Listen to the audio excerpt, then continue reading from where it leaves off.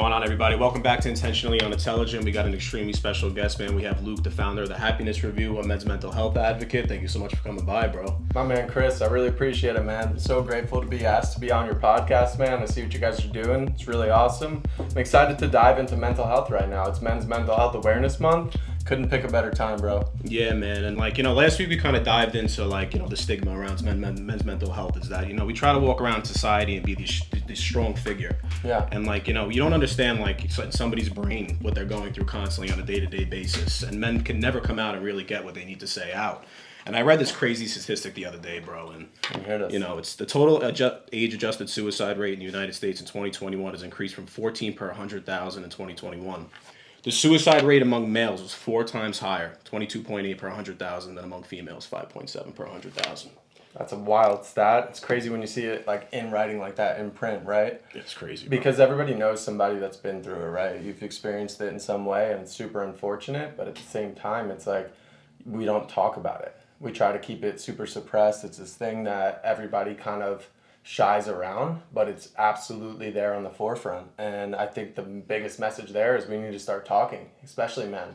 I think, I'd way rather talk to one of my best friends and have him cry on my shoulder than attend his funeral, Absolutely, man. It's you go to work, let's just say, I know you work for Red Bull and you go to work and you see somebody who's upset throughout the day.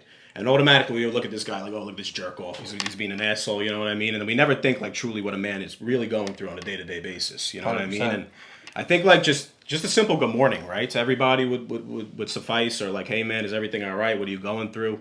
And the platform that we have, it's if I could have people reach out to me, and if I can make a difference in one person's life, because I struggle with depression my whole life, and I'll air it out right on this podcast, and it only took me, up until recently where I started really beating it and trying to kind of progressing in life. And I feel bad for the people out there that are going through that shit, man, and it's awful. It's you're trapped in this mental jail.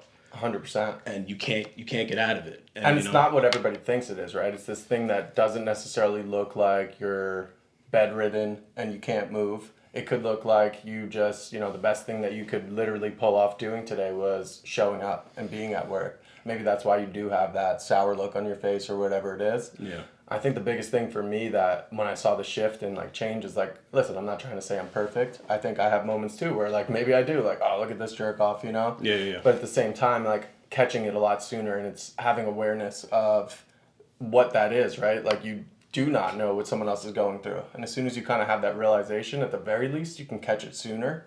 And it can start to be this thing that you kind of apply while you're in those moments, you know? Right. How did you get into what you do for the Happiness Review? Because I watched your videos, man, and they're fucking dope, super dope. You just walk in somewhere and you just walk in and try to make somebody's day better. It's what compelled you to do these types of things? Yeah, I think I wanted it to be as raw and real and in the moment as possible. Even anytime I do a clip, I'm not trying to do 10 clips. I one take. That's the real moment. Yeah. You see who somebody really is, and I think one of the biggest things that I look for in social media stuff, the stuff that I relate to, is people don't want perfect. Right, they want you to be more human, real. We don't want robotic. If everything's robotic, that's why we're all afraid of AI and all this stuff, right? It takes the heart out of it. It takes that human element out. So how I really got started was searching for a way to really have my own soundboard. And I started looking into different therapies and all of that. It's very expensive. You need insurance. There's wait lists to get in person. Right. Online doesn't feel super personable. It's right now I feel your energy, right? I'm sitting next to you.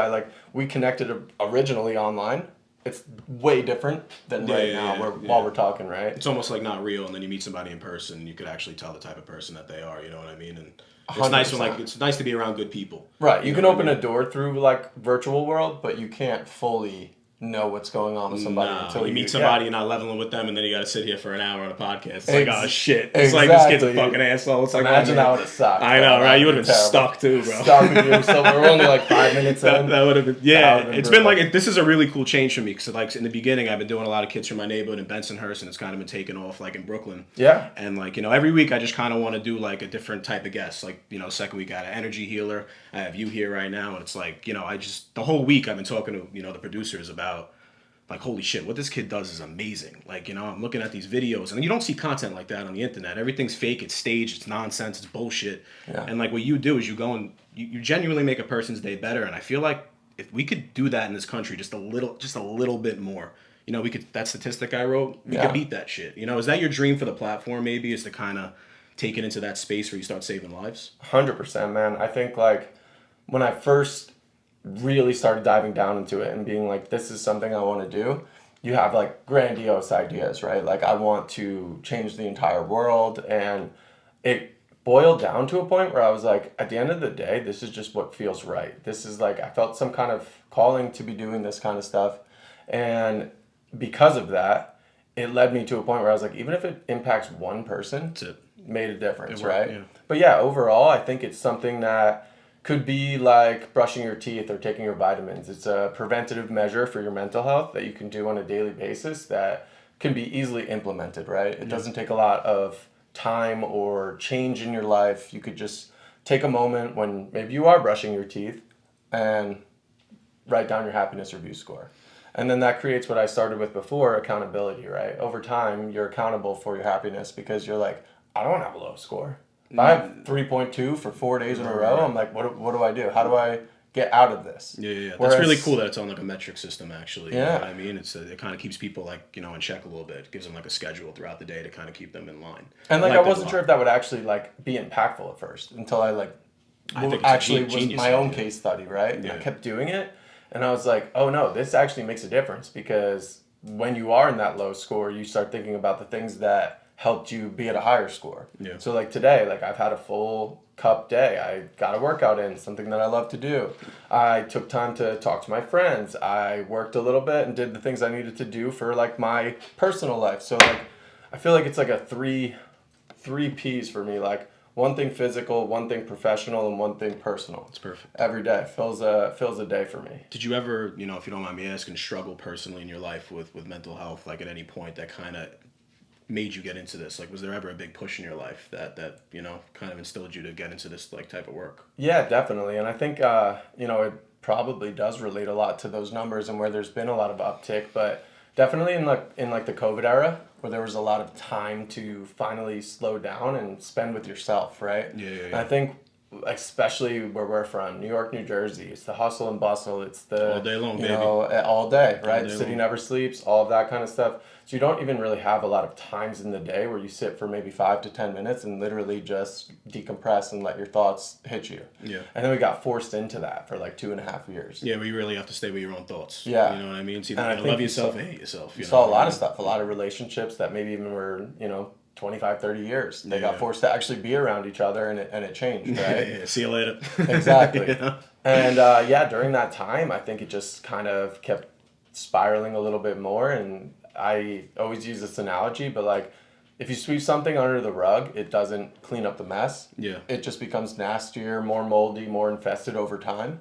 And all of the things that I swept under the rug for the longest time just started coming to the surface. It's like the older you get, man. It's like I say the older I get, the more and more I realize. And it's almost like you know where it comes from, like the traumas you have and the patterns that you have and the decisions that you make on a day-to-day basis. Why am I doing this? Why am I talking like this? Why am I angry today? And like you know exactly. It's like, you know, earlier in your life. And we always say when we're younger, this is never going to catch up to me. I'll forget all about this bullshit. Yep. You know, and the older you get, it's like, oh man, like, you know, this is getting worse. Absolutely. And you got to get a handle on it. So anybody out there that's struggling with mental health, it's that in the morning, what I've been doing that I've been taught to do was say what you're grateful for. Yeah. First thing, you know, like we do live a blessed life, a lot of us in this country. So that's the first thing you do. And then like you said, working out's a big one. You know what I mean? Taking the right supplements, you know, and going to work and putting your all into like a trade, maybe starting something on the side, a hobby. You know, there's certain things you could do holistically before we start diving into like antidepressants and absolutely, you know, psychiatry and shit like that. And you know, some people do have that chemical imbalance or, you know, it does need to be fixed, but, you know, I definitely think a holistic measure is probably, you know, the best route to start. You know, get yourself physically right, look good, and then maybe you'll feel a little bit better, you know? 100%. And I think it just goes back to like tasks, right? Having something to do, having a plan.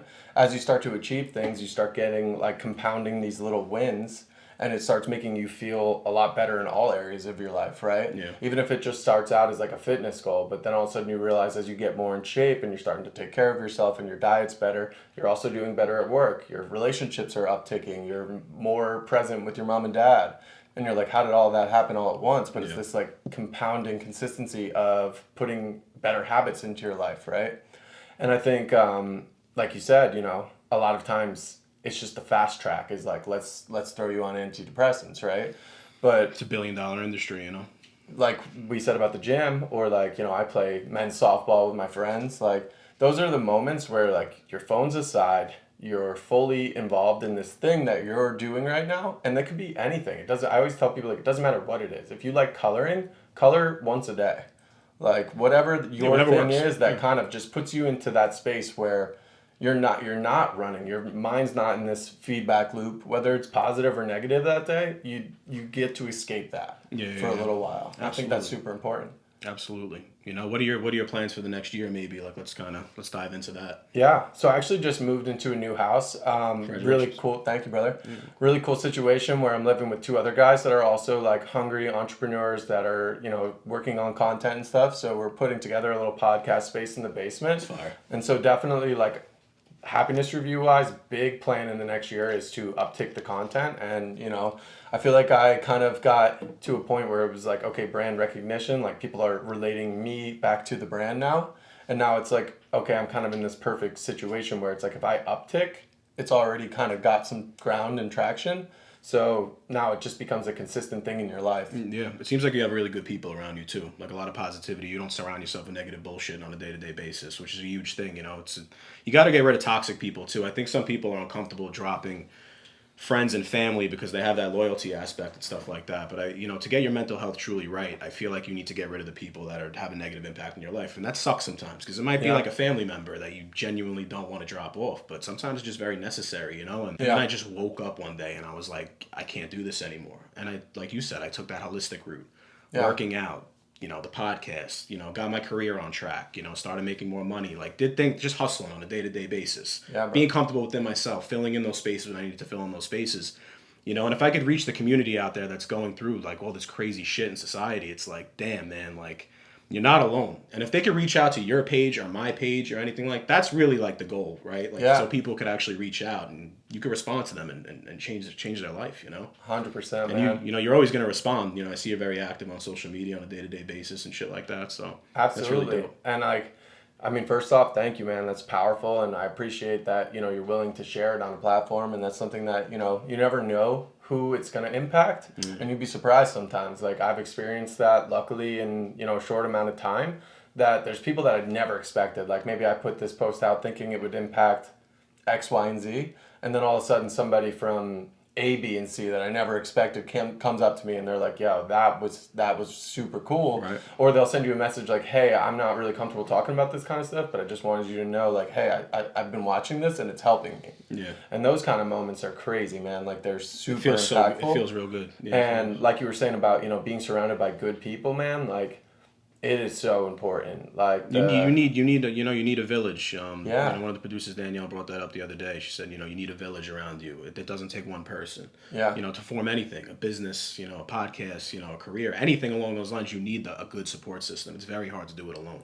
It's the biggest thing for you, because in the moments when you're at your lowest, those are the people that you're going to lean on. And then in the moments when you're at your highest, those are the people that you're now sharing that back with, right? Yeah. You're uplifting them. And that's where I feel like, my friends and I have gotten into a space where we're like family at this point. Like, it's really, really cool, man, because everybody's had their ups and downs and everybody's always been there along the way.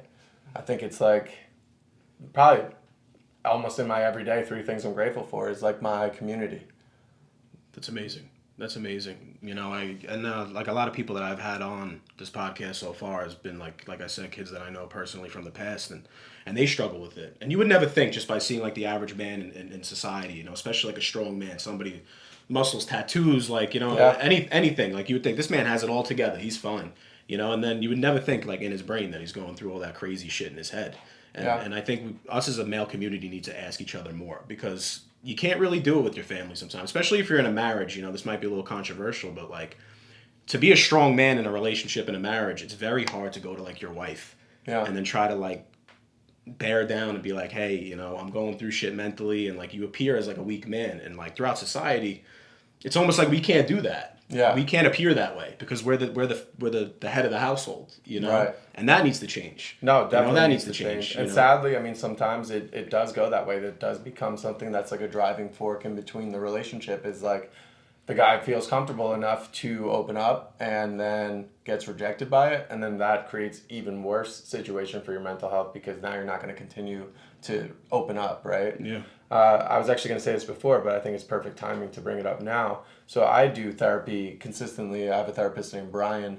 And I think the most important thing about it and the reason there's stigmas and things like that against it is because I really kind of realized this today. It was funny. I was thinking about it, hoping we could get into it. Yeah. But like, I think people hate on things or have something to say negative about something that they are either afraid of or don't understand, right? That's a good point. So somebody would come after your like therapy and say like, oh, that's so weak, or like that's weak-minded to go to it, not understanding that like we're not like having, I'm not using every tissue in his place to cry my eyes out the whole time. Like, he's borderline a friend, and it's just a non-biased soundboard to have those conversations, right? If you're my best friend, maybe there's moments where I am going to open up to you and we're going to have those conversations. That's amazing. Yeah. But I don't want every conversation to be like that, right? So maybe I'm in this low period for like a month or two.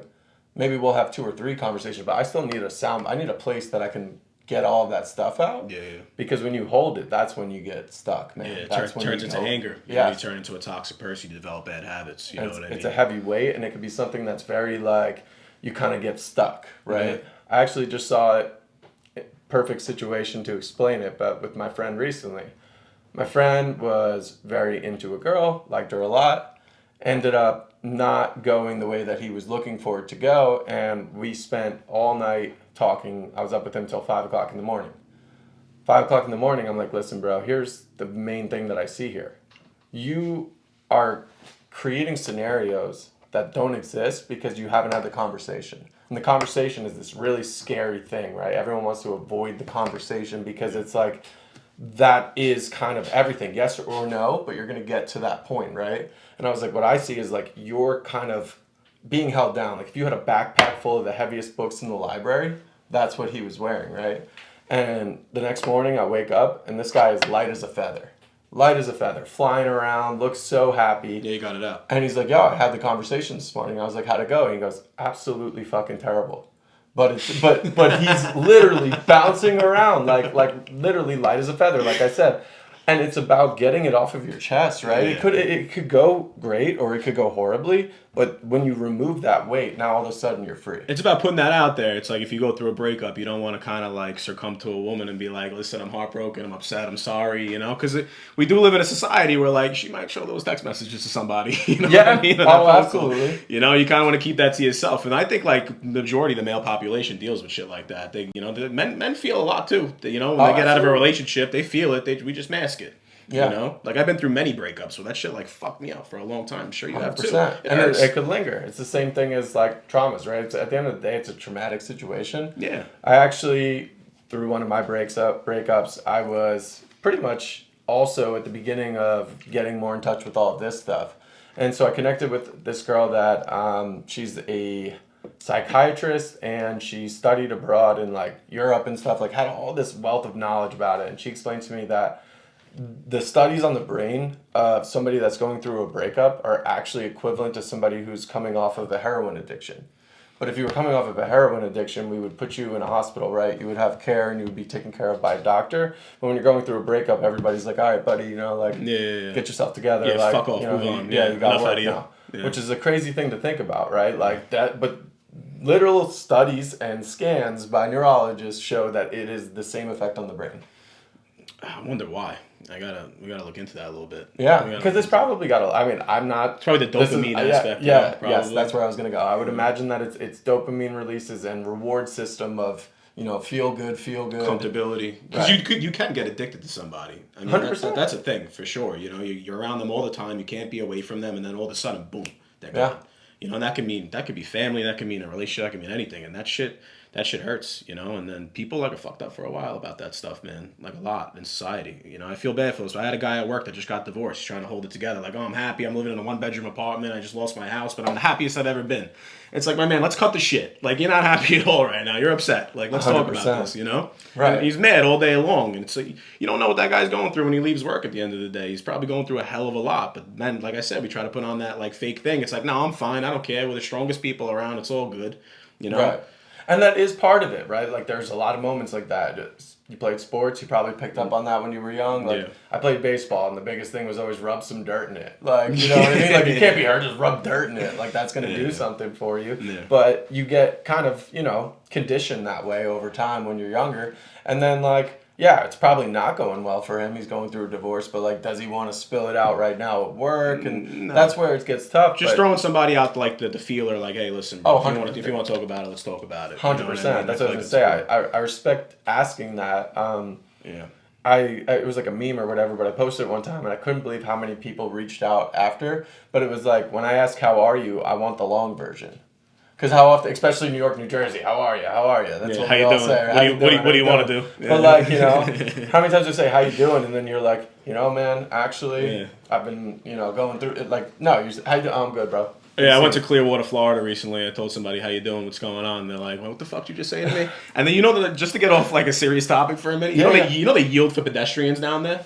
Wow. Like, they stop. Wow. You know, in New York, they'll just run you right the fuck over. Oh, 100%. I was in Clearwater, like, making my way down by a hotel. The car, like, stopped behind me. And I was like, bro, what the fuck are you doing? Like, I thought I was getting robbed or something like that. People are not nicer, like, out of the tri-state area. You know what I mean? No, I need to get out of here, bro. I need to get, like, a ranch or something. Like Yellowstone. You ever see that show? Oh, I've seen Yellowstone. Yeah. I want to be John Dutton. There you go. Pop the podcast off and then retire off into the mountains. Maybe next year, you know? Maybe I'll be the next Joe Rogan in the next 12 months. You never know. Hey, man, you never know. You never know. Joe Rogan always says he started in his basement with his friends fucking around. Like, He did. They didn't know it was going to be this. You know, do you watch the Theo Von podcast? I actually have been recently. He is the man, bro. He's the man, dude. It took me some time to grow on me, because I just kind of thought, like, I didn't understand his shtick, right? And his shtick is like a little bit like, Louisiana, I'm unintelligent and everything, but then that's the name of my shit. Yeah. But so that's what I wanted to know about too. Like, I feel like that's a little bit of like a double entendre or play on words kind of thing. Intentionally unintelligent. Yeah. It's just like, I want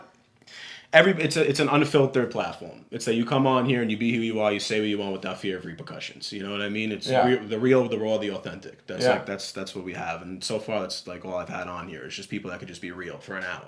100%. That's all I want out of people, man. It's that everybody's fake nowadays, bro. You go out in society, and that's a problem. People put on this fake ass persona. And if somebody doesn't like you and you got to act a certain way and flaunt what you have, it's like you're not being real. It's a fake fucking. And I read right through you. 100%. You know, that's why, like, people I have on here, it's beautiful to actually talk to them. Just real ass people. It's like, wow, what a wait. This is amazing. And if they don't like you and your true authentic self, it's like, all right, you don't got to talk. That's the beauty about America. You walk away. You know what I mean? Because when you're not being your true authentic self, and it's one of the questions I ask people all the time, but it's actually my definition of happiness. I like to ask people, what is your definition of happiness? Because nobody ever has the same response, right? Yeah. But mine is being your true authentic self, no matter who your audience is, right? So no matter who you're talking to, because those moments where you're not being yourself and you are being fake, you're putting on a mask, you're pretending to be something that you're not, and you can't be happy doing that. No. There's no happiness in not being yourself, right? Because when you're truly being your authentic self, that is truly loving yourself, truly being happy and present and in the moment. Absolutely. I don't even know what my definition of happy would be. Up every morning, the sun is shining, bro. You know what I mean? It's like when you're depressed, that sun ain't shining. You know what I mean? It's a gloomy ass day, and it's hard to be trapped in that mind. You know, your brain every minute of every day. It's that my version of happiness is just being happy throughout the day, man. Just being happy within your own skin. You know what I mean? Being around good people. That's it. Life could be so simple, man. You know, I feel like everything in this country got so difficult over the last few years. You know, everything got really strange among society. Everything's like on the internet and shit. It's like, I feel like if we get back to just being a little bit of a community, right? I feel like we live in like this tribalistic, weird society where people get in silence. Nobody could say what they want, do what they want. You know, I wonder like how we, as a community, we could get that shit back. A little bit of team camaraderie, maybe. Yeah, I think it comes from authenticity for sure, because I agree with you. I think everything is face value. We've lost our attention span through social media. I think there's a lot of beautiful, great things about social media, but there's no doubt. Yeah, I mean, shit that you do, but a lot of people are also putting some crazy things on there. Right. Like, you can get famous for eating a hot dog at a Yankees game now. Like, it's insane. I know. And we're over here working our asses off. We're chow down a glizzy at fucking Yankee Stadium. You know? We can catch a game this weekend. Give it a try, too. Yeah, I'm down, We'll bro. follow up. I'm down. Yeah, bleacher creatures, bro. That's all I do. You want to talk about authentic? That's where the real fans are. I don't want to sit behind on plate. But I'll tell you what, man. You're right. It could really be so simple, and I think it's very easy to get caught up in it. Yeah. But to have just as simplistic, but also in a lot of ways complex of an answer as, you know, just you your definition of happiness is another day. Yeah. I think that's incredible. I mean, you've probably seen different things or heard different things about the whole, like, if you had $84,600 given to you every single day, and you knew tomorrow you would absolutely get it, but you had to spend it all, or you wouldn't. It doesn't roll over, right? You would do everything in your power to spend $84,600 every single day, right? It's a full-time job, yeah. And that's how many seconds you have in a day. So if you have 84,600 seconds in a day, why wouldn't you do everything in your power to make sure that every single one of those seconds was impactful? Wow. And that's one little thing that just made this day so much cooler. I'm fucking fired up right now. Let's go. Yeah. You know? That's amazing. So applying those little things, they work, man. Sometimes it could be super cliche, but at the same time, it's like when you can correlate that and draw like a comparison to what it means for you and where you can relate that back to your life, it's impactful, bro. It is, man. We don't have long on this earth, man. We're like this much of a blip in time. Yeah. You know, before you know it, everybody in this room is we're done, you know? And it's like at the end of your life and you're sitting on your deathbed and stuff like that, like what did you want your life to be? Yep. You know what I mean? I could tell you what I want, just leaving behind a positive legacy, you know what I mean? Making a change in people's lives. What about yourself? Yeah, man. I mean, based on some of the stuff you're saying, I would guess, are you a Goggins guy? Are you a fan of Goggins? I love him. Yeah. I love him. So Goggins has that whole thing about like, if today was the day that you died and you were going to meet God at heaven's gates and God was going to go over a list of things and say, oh, well, you started a podcast and all these couple things that you've been thinking about doing. You started DJing, you started making music and playing sports. And then it ends up being the list of things that you were supposed to do with your life. And you don't get into heaven because you didn't do those things. Yeah. And he thinks about that every day. So he's like, I have to do this because if I don't, that's my biggest fear in life, is getting to heaven's gates and seeing God and having him say, you didn't do everything that was supposed to, you didn't complete your destiny. It's true. I feel like you need to, like, again, not sound cliche like you said before, but like listening to what the universe gives you a little bit. You know what I mean? I feel like if you just pay attention to life, and again, the older you get, the more aware you are of it, is that things lead into other things. And Absolutely. Just pay attention to what the messages are, whether it's negative or positive. It's like, oh shit, this is making sense. Yeah. You know what I mean? And just listen a little bit. Listen to what the universe is telling you every single day. Yeah. And like I said, the smarter you get, the more aware you're going to be, the older you get. Youth is wasted on the young, and it's unfortunate that the older we get, the more lessons we learn. It is the way it is, but at least you're learning those lessons, right? At least you're kind of 100%. making progress within yourself. And by the time, the curtains close, it's like, all right, like I'm full, I'm full. I feel full in my heart that like I learned all these things, you know what I mean? 100%, man. And I think that's like the most important thing, is that as you start to realize that, you also learn that now I have a responsibility to pass this on to somebody, right? Right. I've learned this thing, like it's amazing to have a platform where you can speak and pass on some of your knowledge, because again, you don't know who it's going to impact. And yeah, the youth is going to be the future always. So if we can start, that could be something that can get us towards a better place as a society, is as people start becoming more aware and catching on with things, that's going to trickle down and snowball into other people. I'm a little nervous for the next generation though, a little bit. Oh yeah. This one's a tough one. Guys like us that grew up, we grew up a little different. And For sure. we weren't so connected to everybody. Now we are, now we're utilizing it. Yeah. But like, we were younger, it's just like you could play at the park. You could hang out with your friends on the stoop. You could have like barbecues. You didn't go home and sit on the computer for 12 hours a day. I feel like, how are these kids going to be able to socialize and make things out of themselves when everything they do is on a phone or a computer? Right. It's like you're kind of losing that ability to have that human connection, that interaction. I genuinely feel like we're the last generation that's going to be able to do that. Not to be negative. No, I know. But I don't think that's a crazy thing to say, right? No, I think that that's definitely a fear. And then as you get more and more into AI, I think the even bigger fear in that is that John Connor shit. Imagine if your only trade was that you were really good at like technology, and now AI just took your job away, and now you never learned how to talk to people because you spent your whole life in the basement and never, did anything with it. Yeah. I think that's where it's really scary, because all of a sudden, like, they're saying AI is going to be able to like be a lawyer for you, like all these things. Truck driver, like. So it's like, what's your option then if all you know how to do is work with technology, and now AI does it quicker than you, better than you, more efficiently than you? It's dark, man. It's dark. It's that, like, like I said, things need to change. Is that we need to utilize these connections we have on the internet, our generation, our age, to kind of connect everybody in a positive way.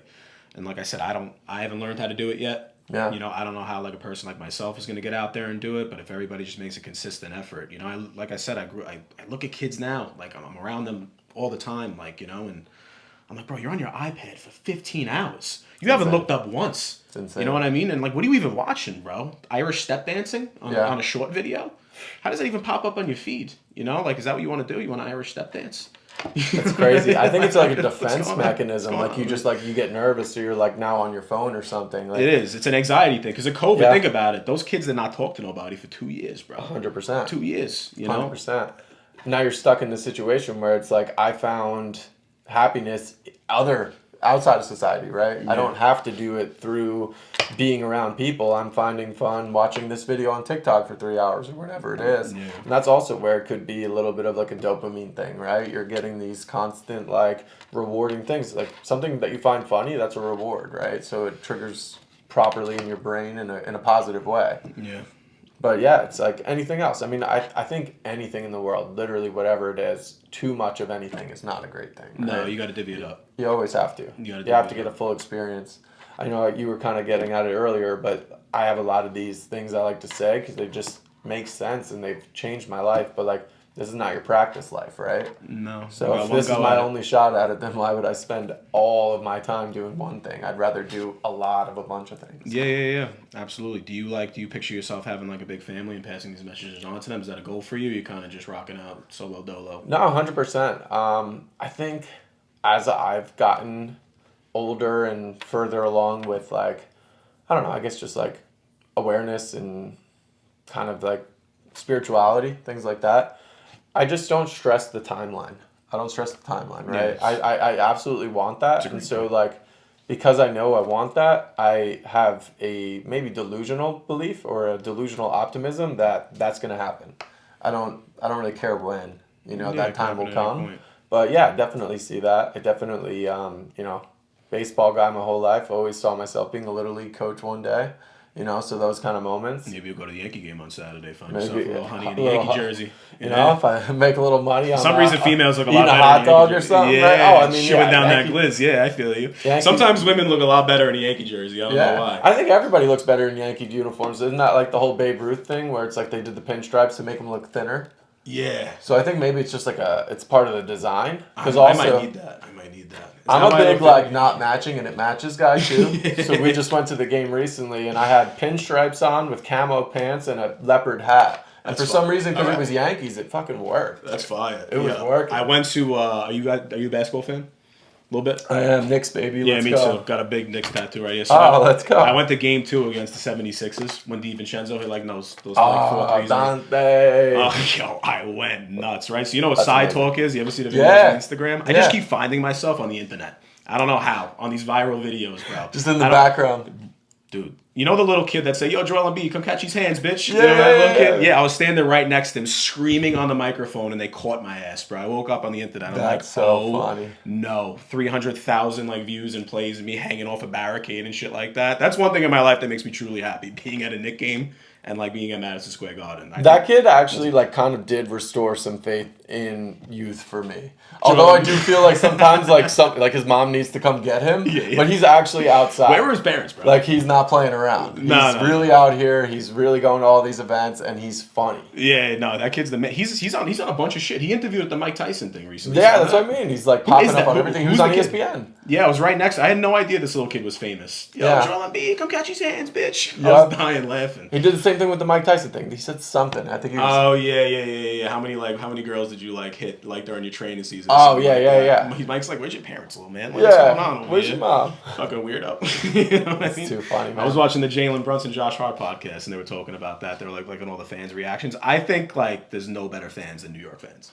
Oh, absolutely. There's nothing like it. It's an absolute electric factory when you go to a playoff game in New York. Oh my God, bro. I couldn't believe it. I couldn't believe it. Like, you know, that was like the first time I've been to a playoff game in a while. The last game I went to was when Carmelo scored like 62. I actually went on his podcast recently. Let's go. I cooked for him, 7 p.m. in Brooklyn, him and the kid Mero, and I met him. He was the coolest dude in the world, bro. Nicest guy ever. And like, you know, I didn't want to get starstruck when Melo walked in the room, but I was like, yeah, dude, it's Melo. Oh shit, that's Carmelo Anthony, bro. And he just walked up to me, dapped me up. He's like, yo, happy you're here, this and that. You want something to eat? Come chill. I'm like, like, yeah. You know? Like, mellow? No doubt. Yeah, and Common showed up and shit. You know, it's nice to see like celebrities that are out there that, you know, actually like are nice guys. They do like good things for the community. They spread out positive messages and stuff like that. Like, who's your one true fan in society you think that actually like pushes that shit out? Positive energy, positive messages. I mean, I would say in like popular culture, probably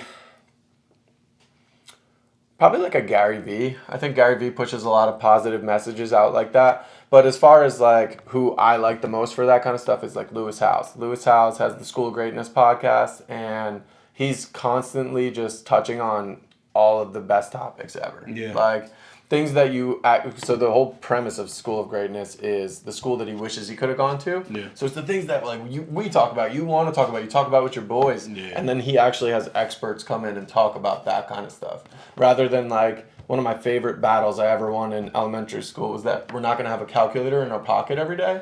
And I love that I won that battle because now I have a calculator with me everywhere I go, and it doesn't matter. And I used to fight with my mom about algebra, but I've never needed algebra once. I think it's important kids like study your algebra, but like I didn't need it. You know that's crazy that they don't teach kids about like mortgages or interest rates or like, you know, APR stuff like that, but you're teaching a kid about algebra. Like it makes absolutely no sense. And I've been in an industry where like, you know, project management where like you have to use math at all times. Yeah. There's never been a time where I needed to find a letter in an equation. The letter's always there. You know what I mean? Oh, absolutely. It makes absolutely no sense. You know, you need to teach kids about percentages, APR, interest rates, student loan, this and that. I feel like the goal for the country is to get everybody in debt and kind of clueless. But it's like, did you know how to, let me ask you, did you know how to write a check by the end of high school? That's what I asked so many people. They're like, nope, I had no fucking idea. No. That's insane. They say that the male brain fully develops. It's like prefrontal cortex at 25 years old. And like, I've never related to something more. I feel like the day I turned 25, I like gave a shit about things all of a sudden. Like I cared about, like I even had like a political opinion all of a sudden. Like things started changing like that. But like it really turned on. And I don't think I would have even taken in any of that kind of stuff at school back in the day. So I think there should at least be like a revisit or something. Maybe. Like, as you get older, like, because what else do I do? Like if I'm now out here in the world and I need to learn how to do my taxes or something, and maybe I'm not fortunate enough to have anybody that I look up to or that could help me with it, what's my option? What do I do? True. Google it? Yeah, I don't even remember what I They should have something that goes over this stuff. So I agree with you. I think it might be a little bit by design that it is. You know, it is. It gets everybody. They want to keep you broke and uninformed for sure. Eventually you'll learn, though. You know, I don't even remember the day I woke up and I had a political opinion. Shane Gillis was talking about that, like his Fox News dad. Yeah. You know what I mean? It's like, I'm going to go on Facebook and defend Rittenhouse, whatever I need to do. You know what I mean? Like, this is going to be a tough one to defend at work, but I'm gonna. Yeah. I love that. That's funny, man. That's funny. I'm going to end off with one question, bro. Let's get it. You know, you're killing it right now and everything that you do. Is the Happiness Review going to be the only platform that you have? Or are you going to extend to a little bit more? Are you going to create another account? Maybe like, you know, a place where everybody could kind of go in person to come see you? Like what's your vision? Tell me your vision. It's a great question, brother. I appreciate that. So my overall vision is actually a bigger umbrella than just the Happiness Review. I want it to be very similar to like a Barstool model where overall the brand is Barstool. But then there's these like divisions and branches off that, you know, work in different ways. So that's why I have clothing. I have different aspects that I want to work on where it's like, I'm going to have my own podcast, but then also let's say have maybe a psychiatrist that has her own lane or his own lane and have them have a podcast, kind of similar how it breaks down. Like Dave has Miss Peach's content, he's got gambling content, he's got pizza content. All I see and is it Miss all Peaches. encompasses into this thing that, I watch Miss Peaches every morning. Shout out Miss Peaches. Yeah, she's the love of my life. She's a great dog. But I love that model, right? I think it constantly creates a cycle of content because you have a lot of different things. It's not every single day needs to be a happiness review because that could also get a little watered down. Right. But the way Dave does like the pizza reviews, it seems like it's every day. Yeah. But it's not, right? Like if you look at his page, he doesn't post those every day. So it's because there's this constant cycle of content from other things that when you see the next pizza review, you're just like, oh, this is what I know. This is what it is. He's the man for helping out small businesses like that. You know what I mean? If you could take that, that's a good point. If you could take that and actually help people directly going through shit. So that's like the bigger goal is to start where it's here. Like this is like ground level and then keep building platform off of it. But yeah, I think the happiness review overall is like the movement and the push behind everything, right? So, because that's kind of like the engine of the car. Yeah. And now I just put the other parts of the car together over time. So, like, working on a book, I think I don't want to put a book out until I have, like, a lot more going on. Yeah. You know, a lot of consistent content and things that people can look to. Sometimes, like, I don't read a book until I see somebody on a podcast. Yeah. And then I'm like, oh, shit, I really liked what they had going on. Let me check out their book. Yeah. So I want to just kind of continue to grow the content and the output of everything, and then from there go into the book and actually make this something that people are doing, like, you know, maybe around the world. I think around the world would be amazing. It's unbelievable, man. Listen, man, I really appreciate you coming, bro. What you're doing for society out there is incredible. You want to just let the audience know where they can find you on the socials? Yeah, absolutely. So personal page is Swagaboy Luke, SWAGGA Boy Luke, LUKE. And then at The Happiness Review for everything mental health awareness content. Definitely reach out, shoot me a message. If you're going through anything in your life, listen, it does not matter. I'm here and I'm happy to talk, and maybe could even point you in the direction of somebody or something that could help you out. Unbelievable, man. Unbelievable, man. Like I said, I really appreciate you coming, bro. Listen, guys, this is Intentionally Unintelligent wrapping up. We got my boy Luke. Make sure you like and subscribe across all your major platforms. Link is in the bio on TikTok and Instagram. And that's a wrap, bro. Let's go. Yo, thanks for having me, Chris. Absolutely. I appreciate it, man. Yo, guys, definitely check Chris's stuff out, man. He's doing great things out here. And last little thing, make sure you drink the new sugar-free Red Bulls, baby. Let's pop one of these bad boys open right now.